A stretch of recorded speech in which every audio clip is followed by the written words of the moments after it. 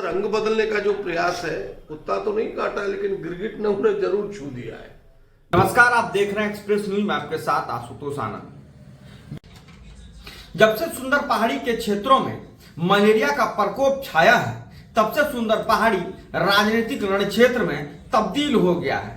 तमाम राजनीतिक दल आते हैं, अपनी बयानबाजी करते हैं, फिर चले जाते हैं। बाकी बात रही सुंदर पहाड़ी क्षेत्र की, तो सुंदर पहाड़ी क्षेत्र की बदहाली तब भी बरकरार थी और आज भी बरकरार है। हालांकि जब से मलेरिया का प्रकोप छाया है, तमाम आला अधिकारी, राजनीतिक दल वहां पर पहुंच रहे हैं और सुंदर पहाड़ी का जायजा कर रहे हैं। ऐसे में बीते दिन निशिकांत दुबे भी सुंदर पहाड़ी पहुंचे और हेमंत सोरेन को उन्होंने खरी खोटी सुनाई। कहा कि जिस तरह से सुंदर पहाड़ी की बदहाली है और जिस तरीके से लगातार सुंदर पहाड़ी में जेएमएम के ही राजनेता जीतते आए हैं और मुख्यमंत्री भी वहां के ही विधायक हैं, ऐसे में सुंदर पहाड़ी की बदहाली साफ तौर पर जाहिर करती है कि मुख्यमंत्री हेमंत सोरेन का अपने ही क्षेत्र में ध्यान नहीं है। उसके बाद तमाम मीडिया कर्मी वहां पर पहुंचते हैं, आला अधिकारी पहुंचते हैं, बाबूलाल मरांडी पहुंचते हैं। बाबूलाल मरांडी ने भी कई तरीके के सवाल सरकार पर खड़े किए और साथ में उन्होंने यह कहा कि मुझे पागल कुत्ता ने काटा है जो मैं हेमंत सोरेन के पीछे पड़ूंगा। इस पर विधायक प्रदीप यादव ने पलटवार करते हुए कहा है कि बाबूलाल मरांडी को पागल कुत्ते ने तो नहीं काटा है, लेकिन गिरगिट ने जरूर छुआ है। जिस तरीके से लगातार अपनी बयानों को लेकर बदलते रहते हैं, इससे साफ जाहिर होता है कि गिरगिट ने उन्हें छुआ है। रंग बदलने का जो प्रयास है, कुत्ता तो नहीं काटा लेकिन गिरगिट ने उन्हें जरूर छू दिया है, जिस कारण से इस प्रकार के वाक्य उनके निकलते हैं। योजनाओं की तारीफ नहीं करते, जो योजनाएं हो रही है पूरे देश, मैंने पहली बार हमें एहसास होता है कि वो अपने मन से नहीं कहते। उनके जो सिपा सलाहकार जो उन्हें सुझाव देते हैं, उनके इर्द गिर्द रहते हैं, धरती की चीजों को अनुभव करके वो नहीं कहते हैं। केवल जो बाहरी लोग उन्हें सलाह देते हैं, उन्हीं के आधार पर अपने विचारों को प्रकट करते हैं, जिस कारण से ये अनाप शनाप चीजें आती है। अभी सुंदर पहाड़ी में मलेरिया का प्रकोप था, इसमें कहीं दो राय नहीं है। मेरा भी जाना हुआ था उस पहाड़ पर, 3 दिन पहले मैं भी गया था। कांग्रेस के लोग थे, जेएमएम के लोग थे, एसडीओ थे, वहाँ के सारे लोग थे। मेरे पहले डीसी साहब भी गए थे वहाँ के पूरे। और हमें लगता है कि जिला की जो पूरी महकमा है पूरी शिद्दत से लगी है, मनोयोग से लगी है, पूरे कामों को मूर्त रूप दे रहे हैं। दुखदाई है बच्चों का मरना, कहीं दो राय नहीं है। अब वो जिस गांव में यह घटना घटी, उस गांव में सच में सड़क नहीं है।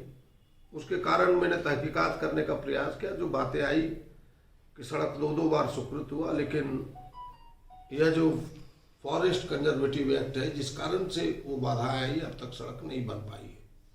लेकिन और सड़कें बनी है। लेकिन फिर भी मैंने मुख्यमंत्री जी से बात कहा, उन्होंने कहा कि मैं इसके क्लियरेंस में लगा हूँ एनओसी में, और लगता है कि इस साल उसकी सड़क पूरी होगी। लेकिन उससे कुछ कहना नहीं है। कहना ये है कि भाई जो भारतीय जनता पार्टी इन 23-24 वर्षों में लगातार 18 वर्षों तक सत्ता में रही झारखंड का, अब वो अब कहे कि नहीं सड़कें ना बनी, तो भाई 18 साल तो आपका शासन रहा, आपने क्यों नहीं वहां संज्ञान में लिया?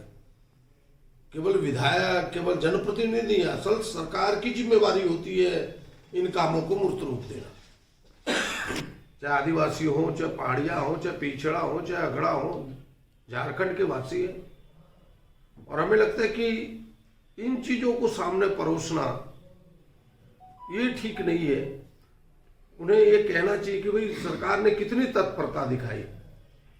जब सरकार के संज्ञान में आया, प्रशासन के संज्ञान में आया, तो हमें लगता है कि एक घरों में प्रशासन घुसी है, प्रशासन के लोग, विभाग के लोग। लेकिन थोड़ी वहां की जमीनी हकीकत ये है कि लोग इलाज से भी भागते हैं कुछ लोग। अब उन्हें समझाना सामाजिक कार्यकर्ताओं का काम है। मैं जब गया था उस दिन, तो हमने देखा कि भाई मलेरिया का छिड़काव हो रहा था।